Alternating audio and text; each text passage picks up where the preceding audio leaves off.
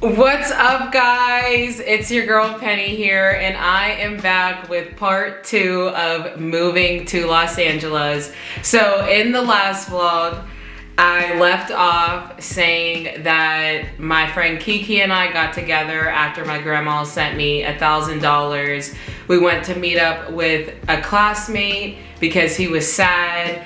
We decided that we were going to be roommates, and he said that I could move in that day. So that was where I left off. That's where I'm going to pick up. His mom obviously wanted to meet me, so that night I slept on his floor. Me and Kiki went and got my stuff from Heidi's house, and she was like, "You found the place?" And I'm like, "Yeah." And she's like, "For how much?" And I'm like, "Oh, you know, I'm going to be paying $875 or something like that." Yeah, $875 I think I paid. And she's like, "Where did you find a place for $875 in the heart of Hollywood?" And I was like, "Don't know," as I'm going down the elevator like, "Ha ha, you thought I wasn't gonna do it, and I did it. Don't doubt me." That's all I'm saying. But I was like, "True, I can't believe I did that either. Shout out to you, God."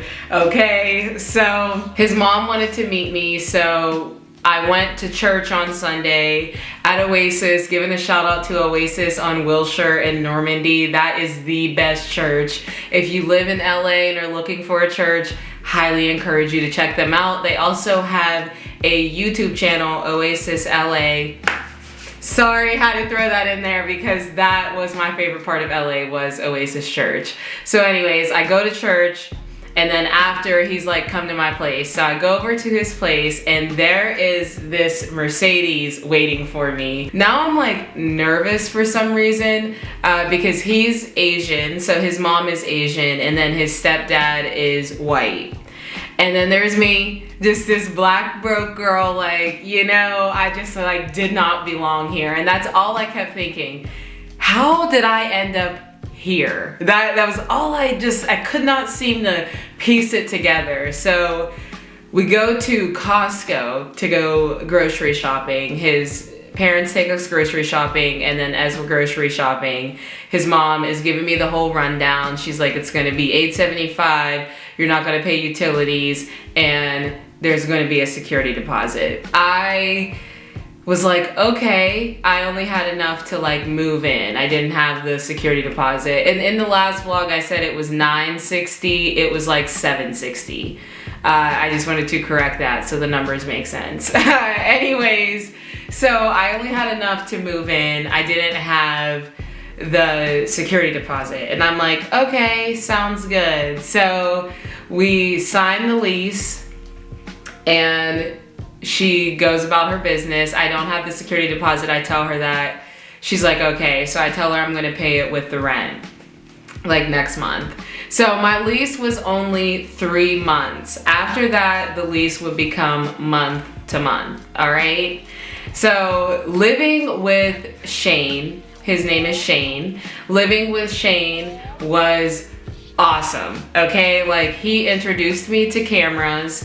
He really educated me on the things that I struggled with in school, because I am sometimes very hard to teach. Like, I'm willing to learn, but sometimes you just really gotta like break it down to level 0 so I can connect. And he was able to do that. We would sit for hours and just laugh, okay? Like, we had some of the most genuine laughs. He was always there for me in my many mood swings. He would just like buy me stuff, like just to buy me stuff. So when I first moved in, I was sleeping on his floor. And eventually I bought a bed because I ended up getting hired at Blue Sea Sushi, which was directly across the street from my school. So literally everything I needed was like within 10 minutes of each other, not even 10, like 6 minutes of each other. It was awesome. I ended up getting hired at Blue Sea Sushi. I bought a bed, and after I bought the bed, so like he helped me like get the U-Haul and stuff. And this is one of my most genuine moments with him. Like, this was the moment whenever it registered to me what a friend is. Like, right at this moment. So I buy the bed, he helps me get the U-Haul and stuff. You know, we do all that, we move it in. And he takes me to Bed Bath & Beyond because I'm like, hey, I need to get some stuff for my bed, blah, blah, blah. So I'm getting stuff and he's telling me like, hey, you should get this and get this. And I'm thinking, this is getting really expensive, okay? And so we get up to the register and he's like, I'm paying for it. And I'm like, what? And he's like, yeah, I had someone do it for me, so it's only right that I do it for you. And I was like melting. Like, it was the warmest, kindest, most love-filled thing I ever experienced. So after that, like, he was really my dog, okay? Like, we became besties after that. So we like, he knew so much about me because we lived together, and he never thought any less of me, like never. He's seen some of the worst parts of me, and he was still like my friend, and he still worked really hard to try to understand what I was going through and why I was the way that I was. Like, he was such a good person, okay? He's still such a good person. So us living together was awesome. We had school together, we went home together, we just hung out all the time, okay? We would get our cameras, like we could rent cameras from school, and he had a camera. So we would take out the cameras and we would go shoot for literally like 12 hours. We would just go shoot, and then we'd come home, edit them, and then we'd like critique one another, and then we would watch music videos and just pick the music videos apart. And it was just amazing, okay? I loved living with him, I really did. Until I didn't. When I first moved in, Shane and I were sitting at our kitchen table, and he tells me that his mom and his stepdad are racist, and they're telling him, don't trust black people are this, black people are that. So that was like, okay, great, like it's awesome to know this now. You know, I'm none of these things that you're trying to make me to be, but okay, like, I'm already here, I already signed the lease, I've already been staying here, like it is what it is. So I kind of just like brushed it off. So when it came time to pay the rent and the security deposit, like the day before it was due, I was getting ready to get in the shower, and I heard Shane on the phone with his mom, and she's like, she's supposed to pay the security deposit tomorrow.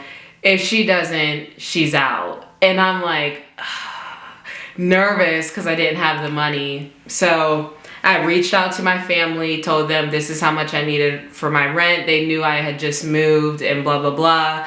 So I went to sleep super stressed, woke up super stressed, and then my family got the money to me and I got the money to her. So that was the first time I proved her wrong. And then her son and I were like best friends, and I feel like she didn't like that. And she would come visit sometimes, and usually I had to work, thankfully, so I could avoid her most of the time. So I moved in May, right? And things are awesome, and I'm just starting to feel like around the end of June. So it wasn't very long. The end of June, I was like, oh my gosh, I can't do this. Like, he was an only child, I wasn't, and I just felt like we spent a lot of time together, and I didn't want to tell him like, hey, I see way too much of you, because I didn't know how to say it without him feeling unwanted. So I would just like deal with it and then try to like find time to myself whenever I could, but like, it wasn't very often. In film school, classes were literally like 8 to 10 hours long. And then, you know, we were making films on the weekend. So like, it wasn't like so easy to find alone time. So slowly I was just starting to just become frustrated. And then his mom would text me and talk crazy literally every single chance that she got. Like, just whatever she could. And I'm like, why is she always so nasty to me? Like, I don't understand. And then in person, we'd be cool. And I'd be like, what?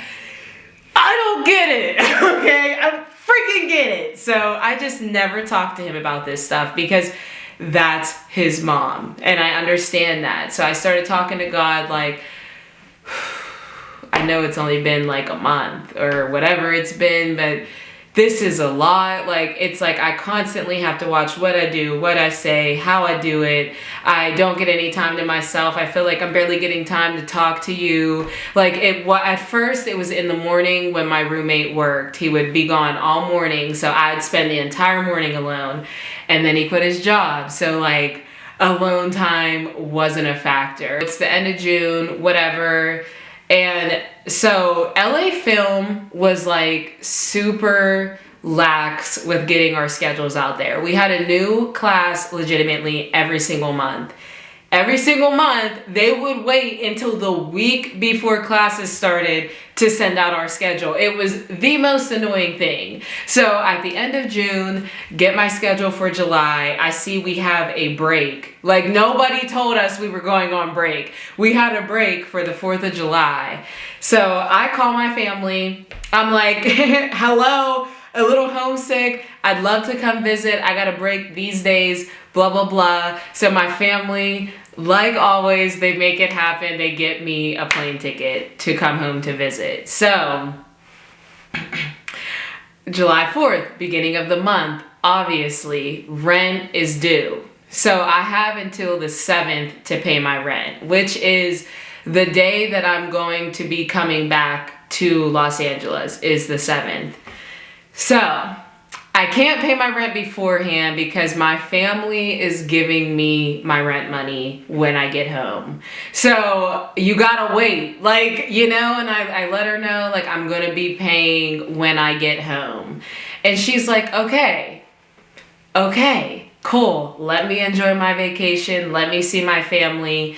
So she starts texting me like, if you're not coming back, just say that, blah, blah, blah. And I'm like, what gives you the idea I'm not coming back? Like, what gives you that idea? And she's just like, you know, don't be sneaky about it. I'll change the locks. You'll come back and you won't have anywhere to go. I want my money and I want it now. And I'm like, okay, I told you I was going to pay on the 7th. And she was like, that was fine when I thought you were coming home. And I'm like, bro, what are you talking about? Like, I'm just visiting my family. Like, no one planned on moving out, not paying you your, like, nobody planned on doing that. Where did you get this from? So I'm like, listen, you'll get your money when I get home. So she starts talking to me about late fees and stuff, and I'm like, listen, technically I have till the 7th, but if you want to charge me a late fee, like, whatever, we can do that, not an issue, I'll get that to you as well. And she's like, okay. She's still texting me, and I'm visiting my family, so I'm done texting her at this point. I'm like, shut up. I have literally nothing else to say to you. I don't know what you want me to say. I don't have the answers you're looking for. You'll get your money on the 7th. Like, this is the first time I've ever paid you on the 7th. May, I paid you on time. June, I paid you on time. July, I'm still technically paying you on time because I'm not late till the 8th. But okay, I'll let you have it. Waiting till the 7th is late. Okay, you got it. But I didn't understand the big deal because I let her know. It wasn't like I just I let her know, you'll get your money when I get home. So she is texting me, ruining my vacation. I'm not responding. So Shane is texting me. So I'm taking a little while to text him back, but this is my friend. And so I'm like, yeah, what's good? Like, whatever. And he's telling his mom, like, he's telling me what he's telling his mom. Like, oh yeah, she's busy, she's drunk, like, she can't get to the phone right now, which I was none of the above. I was literally just chilling with my fam, but she was getting on my nerves. She's still texting me, talking crazy. So I'm at home.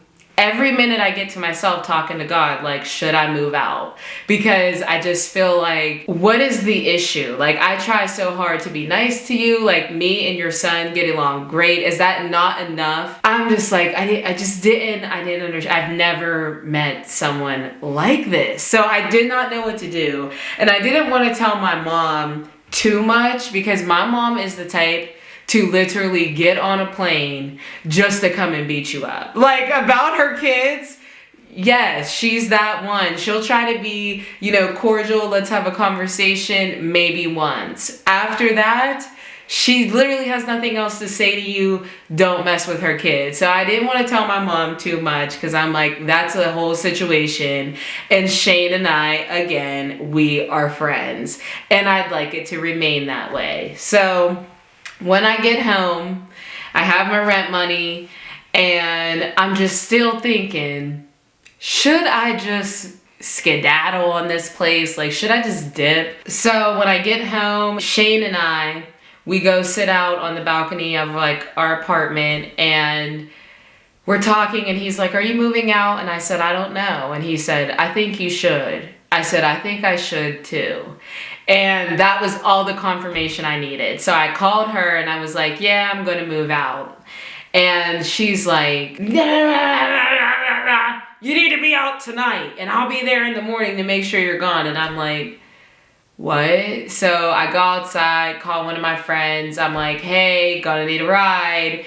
And so I go back inside and I just start like packing up my things and Shane kind of just like watched. And it was like a really I feel like weird moment for him because he was forced to choose between me and his mom, and it wasn't me who gave him that ultimatum, it was his mom. At least that's how I saw it. These were the things that I clued together because him and I never had a real issue. We never had any issues. So this had to come from your mom. So like the moment was really like sad. Like I just remember it being sad. So I took what I could take. I obviously left like my bed and like some shoes, some other like stuff there. I took what was important to me at that moment and what I could fit. And then my friend took me over to Nina's house, which is where I stayed for a little bit. So I stayed with Nina. And I'm at work maybe like 3 days after this all happens and Shane is blowing up my phone. And I'm like, hey, I text him, I'm like, hey, I'm at work, like what's good? And he's like, oh yeah, so my parents are here and they like, you need to come get your stuff right now or they're gonna throw it all away. And I'm like, well, I'm at work and I'm not leaving work, so I guess just throw it away. And they really throw it away.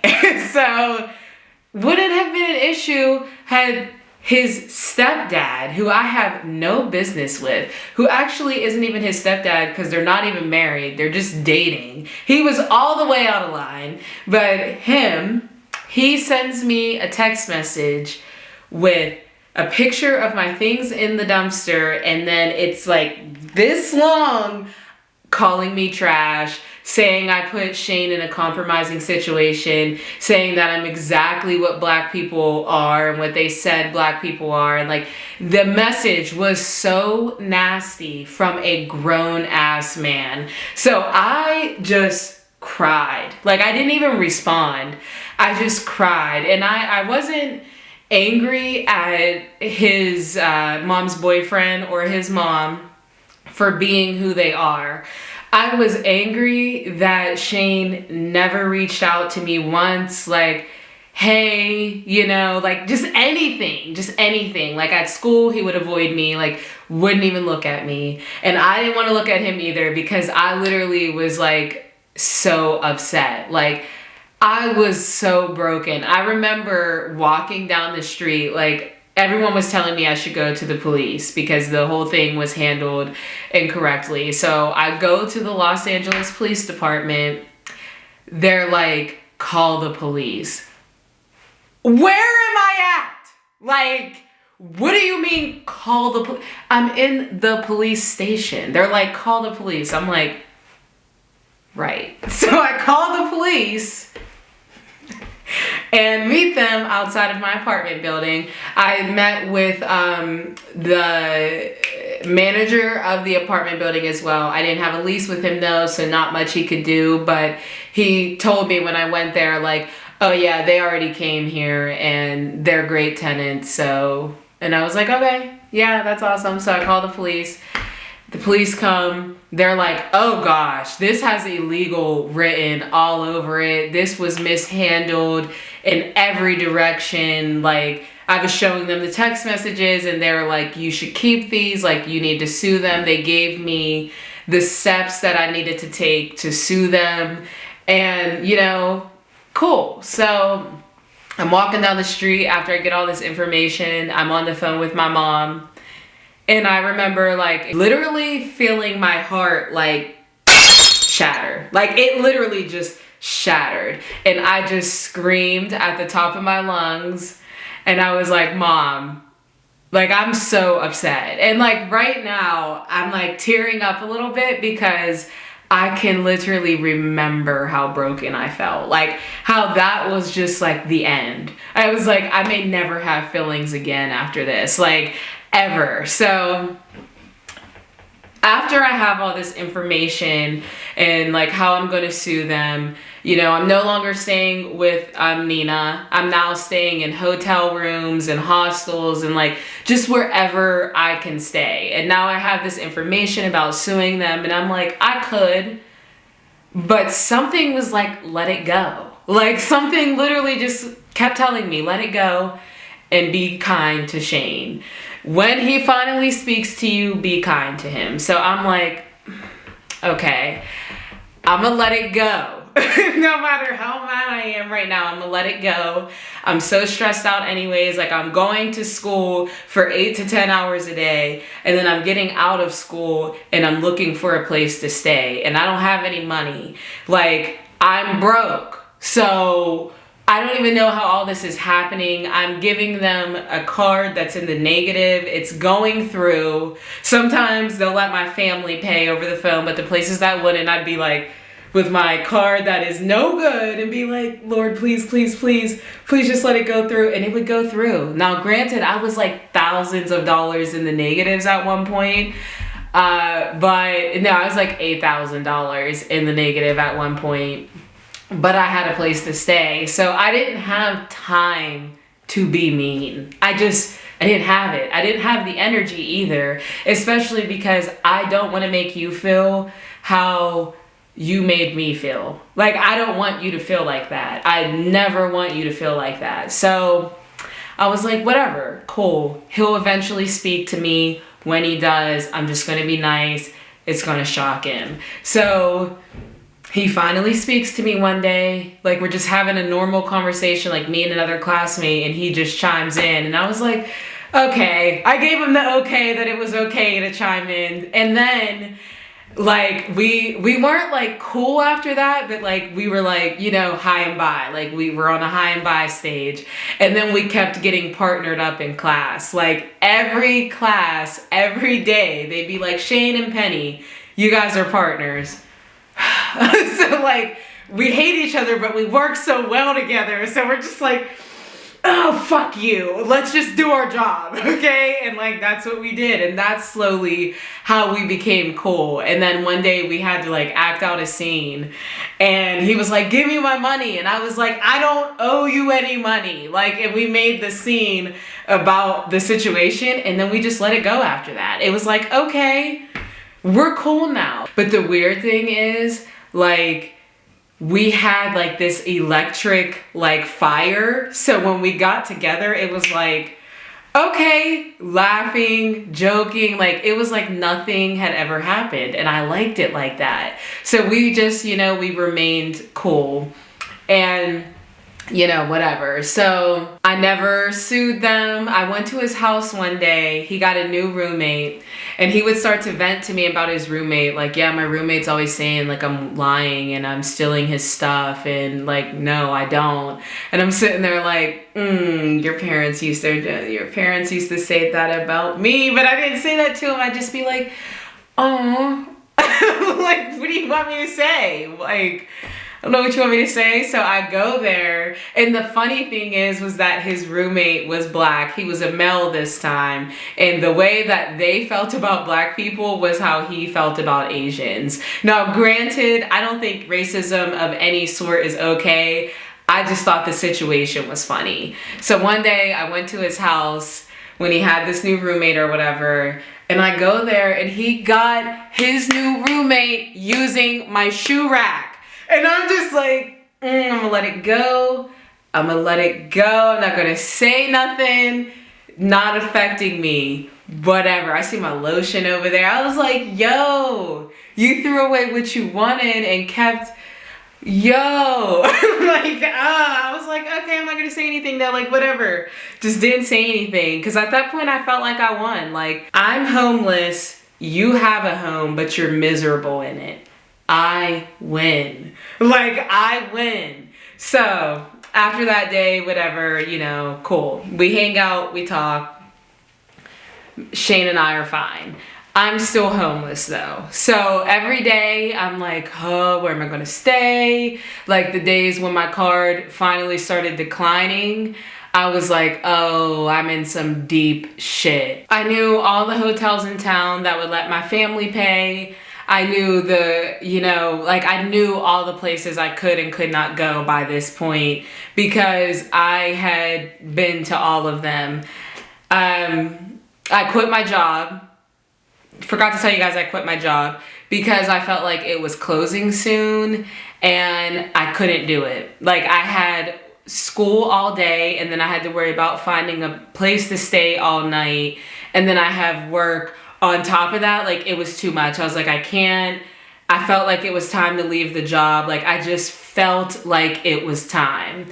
So now it's like August and I'm homeless. My sister's coming to visit. This was a pre-planned visit. And I have too much pride to be like, get a hotel room. I'm like, no, it's going to be fine. It's going to turn around. Like, I really had hope that things would turn around and like, I wouldn't be in this situation forever. Like I did.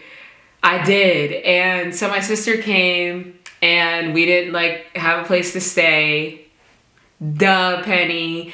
So, you know, my family was getting us rooms and stuff, but there were like nights when, you know, I would just cry and cry and cry to my sister. And like, I mean like waterworks because I'm like, I'm so sorry that like I've failed you as a sister because I don't have a place for you to stay. Like I'm supposed to keep you safe and I'm not doing that. So I would just like cry and she'd be like, it's okay. Like we got a place to stay. Like stop crying. It's all right. And I'd just be like, no, like I just feel so worthless. Like, you know, like just the waterworks. And I'm crying right now because I love my sister so much. Like I really do. I love my sister.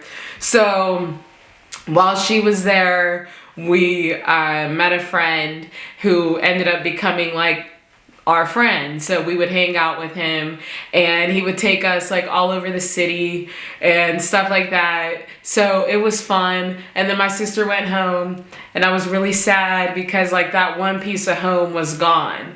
And so this is when I started to feel like it's time for me to leave. Like it's time for me to leave LA.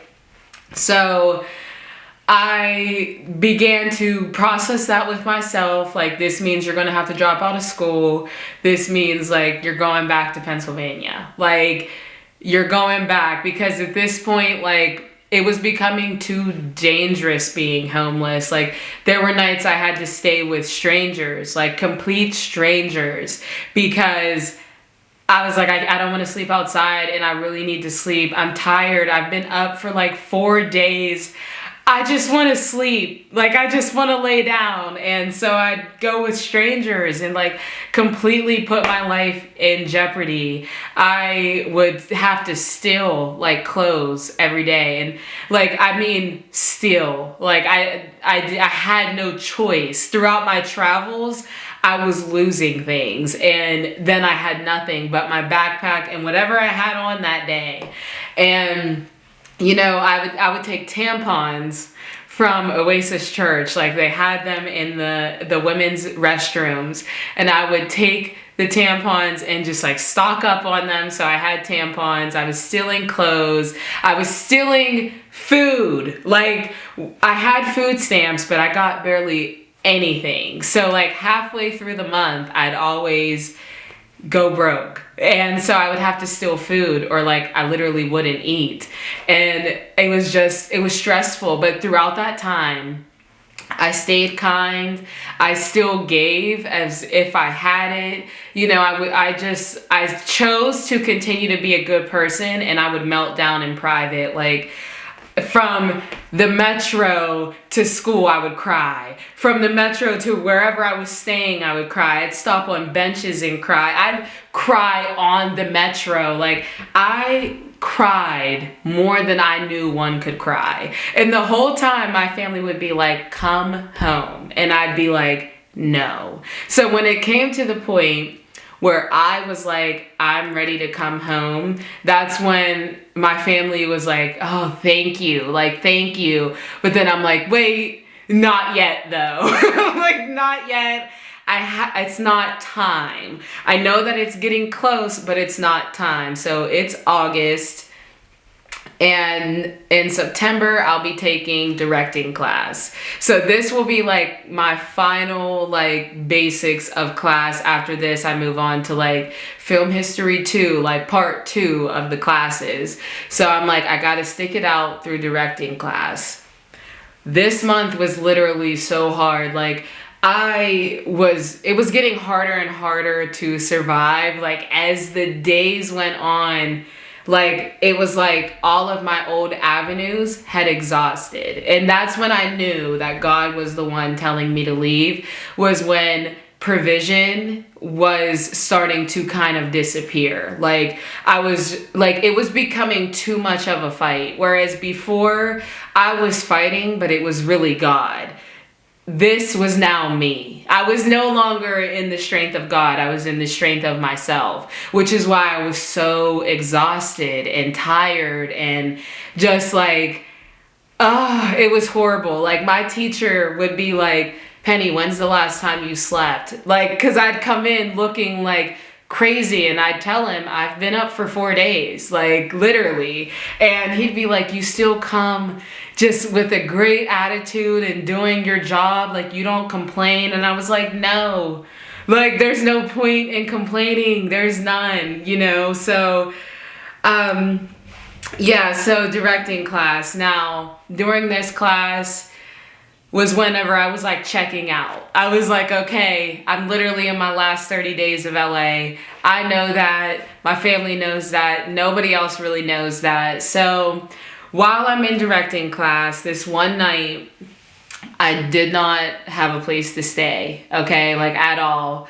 I was staying at the Hollywood and Highland hostel previous to this, but my last night was like the night before. So I didn't have anywhere to stay, and I didn't want to call my family. I just was so tired of like needing people to survive, you know? So I'm standing outside of Hollywood and Highland, and this guy comes over, and I'm thinking to myself, oh, I'm gonna have to spend the night with him so I have a place to stay. Like, and I'm really sad about it, but at this point, it's becoming nothing. Like, I feel no emotions. Like, my soul is really sad, but the rest of me is like, whatever. Like, this is just what we have to do. And now that I look back on it, I'm like, this must be like how porn stars and prostitutes feel. Like, I don't want to do this, but like, it's what I gotta do. So I'm out here with this guy, and he's like flashing me his money. I got money, babe. Blah, blah, blah. I'm like, oh, do you? Okay. So, you know, he's, first of all, can't remember my name for shit. He keeps calling me the wrong name. I'm making out with him. Why? Because that's what I had to do. So I'm making out with him. I have bags with me, okay, like plastic bags with clothes in them, all right? And I have my backpack, so I have all this stuff, hella heavy. He has nothing, never offers to help me or anything. So that was the first thing in my head. Oh, I'm getting ready to do him dirty. Like, that was like the first thing, like. And let me just keep reminding you the place that I was in. I was numb. I was gone. I was a human who was just existing. Like, I didn't have a heart, okay? My heart was broken. There was no heart. So we're walking all over the place trying to find a hotel, okay? Looking, can't find a hotel. We get to a hotel. Okay, wait. So before we get to this hotel, I'm literally in the highway. It's funny now, but it was not funny then. I'm in the highway carrying my bags, and like legitimately I'm dropping stuff on the highway. So like I'm picking it up and trying to go, and he's like way in front of me. Like, you're still back there? Like, you're still picking this stuff up? Like, while I'm about to get run over by all these cars. That's what you got to say to me right now? I'm like, okay. Ooh, I'm getting ready to do him so dirty. So we get to this hotel, and they have one room available. No, they don't have a room available. There's no room available. And then this girl comes in who's friends with the, what are the people called? The front desk person in the hotel. And he puts her in the last room. So the guy's like, you know, saying whatever to the front desk person, yada, yada, yada. He starts talking to the girl. He comes out. And no, while he's talking to the girl, I'm outside on the phone with my sister. And I'm telling her what's going on. And I'm like, I'm getting ready to rob him. Like, I'm broke. He want to keep flashing his money, be disrespectful. I'm robbing him. Like, literally, these are my words to her. And she's like, who are you? Like, what are you talking about? Don't do that. Like, you don't do stuff like that. And I was like, no. Like, you don't get it. I'm done. I'm robbing him, and I'm gonna do whatever it is that I gotta do. Use this money to get a place, something. Like, I can't keep doing this. And she's like, no. Like, that is not how you do it. And I'm like, watch me. So, you know, and that's not my character. Like, at all. That is not my character. So when I go back in, I'm literally sitting here like feeling so crazy, because in my mind, I'm like, okay, I'm about to do what I gotta do, rob him and dip. Okay, here's the thing. Hollywood is not as big as it seems. LA is not as big as it seems. So he comes out from talking to the girl who just got the last room, and he looks at me and goes, hey, shorty, my bad, but I'm going with her. I'm like, you know what? And I didn't even feel disrespected. I sat there and said to myself, thank you, God, because that is so beneath me.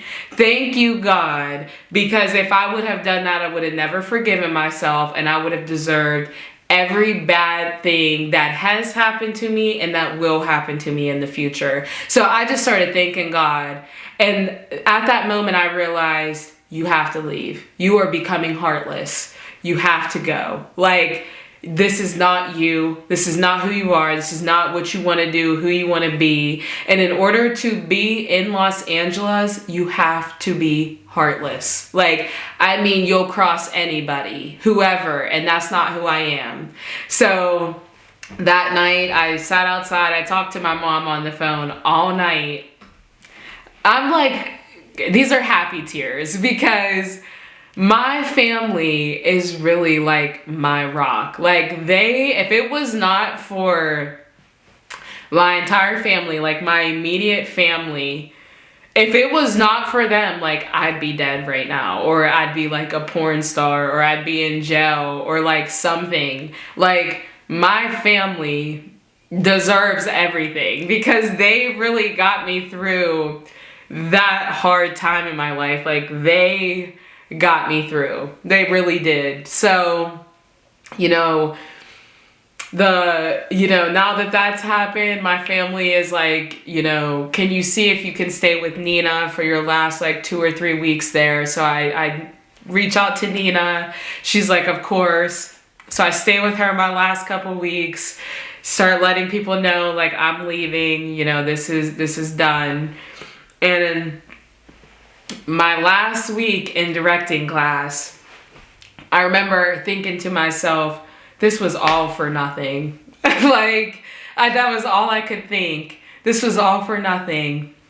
And we had a script supervisor come in and explain his job to us. And like, you know, I'm a very punctual person. I'm very professional. I do my job. No matter how I feel about you personally, I'm gonna do my job, period. So he comes up to me and he's like, hey, what's your name? I'm like, Penny. You know, I let him know I'm leaving soon and blah, blah, blah. And he's like, one, you are too good of a person to be living here in Los Angeles. This place will turn you into something you don't want to be. And maybe you notice that, and that's why you're leaving. And then he goes, and two, you are a hard worker. You have a great spirit. Never lose it. Never. And then, you know, that was the end. That was the end of college. I dropped out after that. I got a flight. It was on Shane's birthday. I moved on Shane's birthday back to Pennsylvania. We had a little going away party, my classmates and I. And yeah, now I'm home. And I will save the like gushy good stuff, the Pennsylvania journey, for part 3. It will be the final part where I realized that everything that happened in Los Angeles was absolutely necessary. That's it for right now though, guys. See you later.